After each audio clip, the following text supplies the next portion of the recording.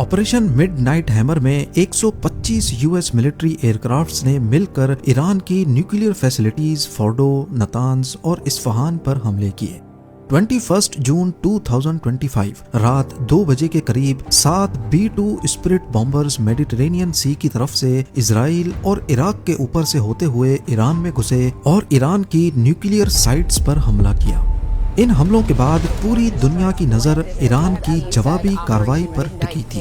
पूरे middle east में 2 दर्जन से ज्यादा यूएस बेसेस मौजूद हैं और खदशा जाहिर किया जा रहा था कि ईरान इनमें से किसी भी बेस को निशाना बना सकता है। और फिर 2 दिनों के बाद वही हुआ।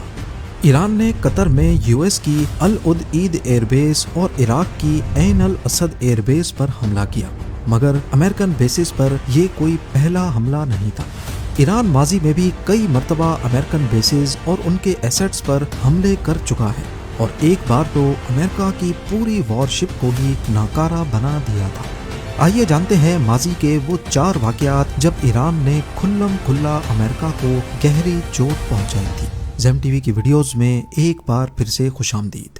नाजरीन, 3 जनवरी 2020 को बगदाद एयरपोर्ट पर यूएस ने एक ड्रोन स्ट्राइक की जिसमें कासिम सुलेमानी की जान चली गई। वो सिर्फ ईरान के एक जनरल नहीं थे बल्कि सुप्रीम लीडर खमेनेई के सबसे भरोसेमंद आदमी और मिडिल ईस्ट के चेस बोर्ड का सबसे ताकतवर मोहरा भी थे। उनकी मौत की खबर ने ईरान में सोग का आलम तारी कर दिया और अब ईरान ने इसका बदला लेने का फैसला कर लिया। जहां लोग सोच रहे थे कि ईरान सिर्फ शोर मचाएगा, वहां ईरान ने डिसाइड किया कि इस बार जवाब सीधा मिसाइल से होगा। ईरान ने ओपनली अमेरिका को धमकी दी और कहा कि अमेरिका ने हमारे सिपह सलार को मारा है, अब उसे इसकी कीमत चुकानी होगी। ऐन अल असद एयरबेस इराक के वेस्टर्न रीजन में अमेरिका की एक बहुत इम्पोर्टेंट बेस है। इस हमले के सिर्फ 6 दिनों के बाद 8 जनवरी 2020 को रात 1:20 पे दर्जनों फातेह और कयाम बैलिस्टिक मिसाइल्स आसमान में नजर आए और वो अमेरिकन एयरबेस पर आग की तरह बरस पड़े। ईरान का ये हमला इतना टारगेटेड था कि इन मिसाइल्स ने अमेरिकन बेस पर फ्यूल डिपो, एयरक्राफ्ट शेल्टर्स और कमांड पोस्ट को पिन पॉइंट एक्यूरेसी से टारगेट किया। और सबसे हैरानी की बात यह थी कि एक भी मिसाइल मिस नहीं हुआ। अमेरिका को पहले से इंटेलिजेंस मिल चुकी थी, सोल्जर्स बंकर में चले गए थे, लेकिन मिसाइल ने बेस का बुरा हाल कर दिया। हैंगर्स, रनवेज, बैरक्स सब खाक में मिल गए। पहले तो यूएस ने बोला कि कोई कैजुअल्टी नहीं हुई, लेकिन बाद में पता चला 100 से ज्यादा अमेरिकन सोल्जर्स को ट्रॉमेटिक ब्रेन इंजरीज हुई हैं।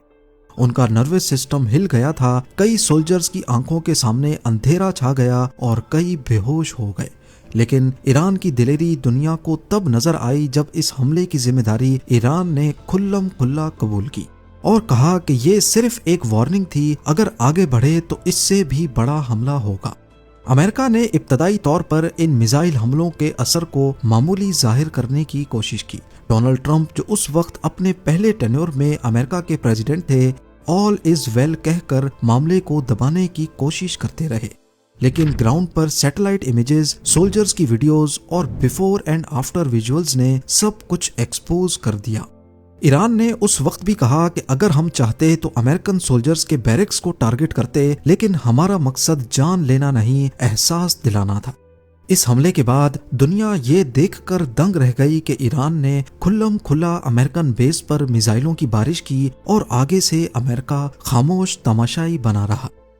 इससे 1 साल पहले भी एक ऐसा वाकया हुआ था जब ईरान ने अमेरिका को मुंह तोड़ जवाब दिया। जून 2019 की एक पुरसुकून रात के दौरान ईरान की एयर स्पेस में 6000 करोड़ रुपयों का एक American drone RQ-4 global hoc दाखिल हो गया। लेकिन सिर्फ 20 सेकंड्स के अंदर अंदर ईरान ने अमेरिका के इस फखर को आग में बदल दिया। हुआ कुछ यूं था कि 2019 में भी अमेरिका और ईरान के बीच टेंशन्स काफी हद तक बढ़ चुकी थी। उस वक्त भी डोनाल्ड ट्रंप ही अमेरिका के प्रेसिडेंट थे और उन्होंने ईरान पर सख्त सैंक्शंस लगा दिए थे। दूसरे मुल्कों को मना कर दिया कि कोई भी ईरान से तेल ना खरीदे। इसकी वजह से ईरान की ऑयल एक्सपोर्ट्स तकरीबन 0 के बराबर हो गई थी। इन सैंक्शंस की वजह से ईरान भी चुप नहीं था। पर्शियन गल्फ के अंदर ऑयल टैंकर्स की वेसल्स पर छुप छुप कर ईरानी प्रॉक्सीज के जरिए हमले हो रहे थे। अमेरिका ने ईरान के अंदर मिलिट्री मूवमेंट्स की जासूसी के लिए स्पाई ड्रोन का सहारा लेने का फैसला किया।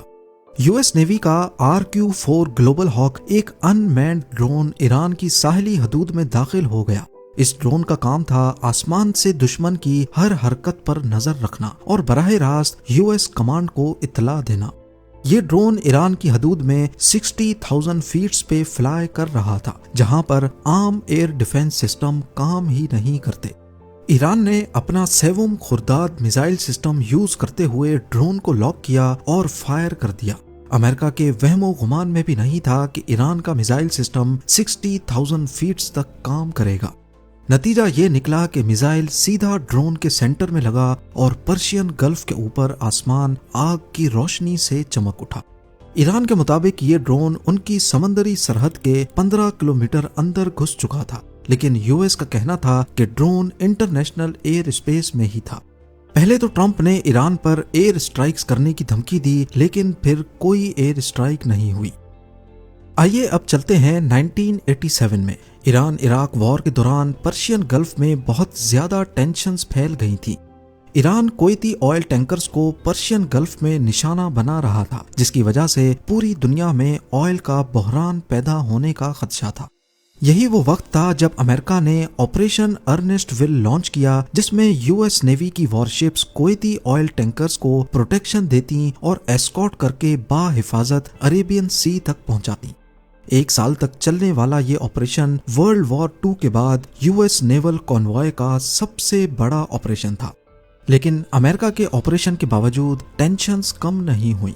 तब अमेरिका ने कुवैती ऑयल टैंकर्स को रीफ्लैग करने की परमिशन दे दी, यानी कुवैत के कई टैंकर्स पर कुवैती फ्लैग हटाकर अमेरिका का फ्लैग लहरा दिया गया और फिर ऐलान किया गया कि अमेरिकन फ्लैग वाली शिप पर अगर ईरान ने हमला किया तो ये अमेरिका पर हमला तस्वुर किया जाएगा।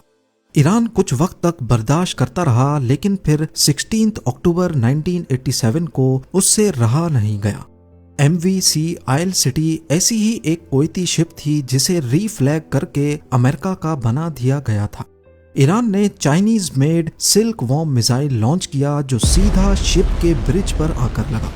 ये 3000 kg का सबसोनिक मिसाइल था, जो 120 किलोमीटर तक टारगेट को हिट करने की काबिलियत रखता था।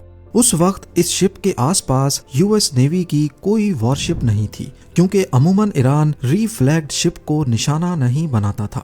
ये ईरान की तरफ से किसी भी अमेरिकन फ्लैग्ड शिप पे होने वाला सबसे पहला हमला था।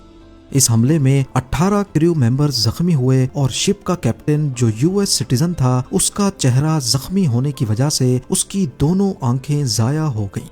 अमेरिकन फ्लैग्ड शिप पर हमला करने का मतलब था कि ईरान ने सुपर पावर के कॉन्फिडेंस को चैलेंज किया है। बदले में यूएस नेवी ने 3 दिनों के बाद पर्शियन गल्फ में 2 ईरानी ऑयल प्लेटफॉर्म्स को तबाह कर दिया। उस वक्त ये दोनों ऑयल प्लेटफॉर्म्स ऑयल प्रोड्यूस नहीं करते थे, लेकिन ईरानी रेवोल्यूशनरी गार्ड क्रॉप्स इसे मिलिट्री मकसद के लिए इस्तेमाल करता था। अब जानते हैं कि ईरान ने यूएस नेवी की वॉरशिप को कैसे तबाह किया।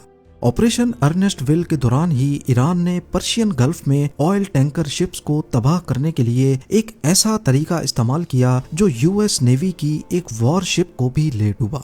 ईरानी नेवल फोर्सेस ने पर्शियन गल्फ में माइंस का एक नेटवर्क बिछा दिया। ये माइंस पानी के ऊपर नहीं तैरती थी, क्योंकि अगर पानी के ऊपर होंगी तो आसानी से उन्हें बाईपास किया जा सकता था। इन माइंस को चेन के साथ बांधकर एंकर वेट लगाया जाता और स्पीड बोट्स के जरिए उन्हें पानी में फेंक दिया जाता। चेन की लंबाई इतनी रखी जाती कि माइन सरफेस से 5 मीटर नीचे तैरती रहे, क्योंकि बड़ी शिप्स का हल सरफेस से 10 मीटर नीचे होता है। यानी माइन सिर्फ तब फटेगी जब कोई भारी शिप उसके ऊपर से गुजरेगी। 14 अप्रैल 1988 को ऑपरेशन अर्नेस्ट विल के दौरान ही एक यूएस नेवी की गाइडेड मिसाइल वॉरशिप, जिसे यूएसएस सैमुअल बी रॉबर्ट्स कहा जाता था, ऑपरेशन में हिस्सा लेने के लिए अभी अभी पहुंची ही थी कि पर्शियन गल्फ के बीच में वो ईरानी कॉन्टैक्ट माइन का शिकार हो गई। यूएस नेवी की शिप का हल 21 इंच तक खुल गया, इंजन रूम में पानी भर गया और 2 टरबाइन्स खराब हो गए। $1500 की माइन ने $190 मिलियन की शिप का बेड़ा गर्क कर दिया। इस हमले के बाद उस एरिया को अच्छी तरह सर्च करने पर यूएस नेवी को ईरानी माइंस का बिछाया हुआ एक पूरा नेटवर्क मिल गया। 4 दिनों के बाद यूएस फोर्सेस ने ईरान पर जवाबी वार किया। यूएस शिप्स, एयरक्राफ्ट्स और ट्रूप्स ने 2 ईरानी ऑयल प्लेटफॉर्म्स और एक ईरानी IRIS सहंद नामी वॉरशिप को तबाह कर दिया। इस हमले में एक यूएस मेरीन का हेलीकॉप्टर जबकि 2 पायलट्स मारे गए। इतिहास गवाह है कि जब से ईरान में प्रो अमेरिकन गवर्नमेंट का खात्मा हुआ है, ईरान पर मुख्तलिफ सैंक्शंस लगाने और उनके खिलाफ घेरा तंग करने के बावजूद वो अमेरिका जैसी सुपर पावर को भी जवाब देने में कतराते नहीं है। इस बारे में आपकी क्या राय है, मुझे कमेंट सेक्शन में जरूर बताइएगा। उम्मीद है जेम टीवी की ये वीडियो भी आप लोग भरपूर लाइक और शेयर करेंगे। मिलते हैं अगली शानदार वीडियो में।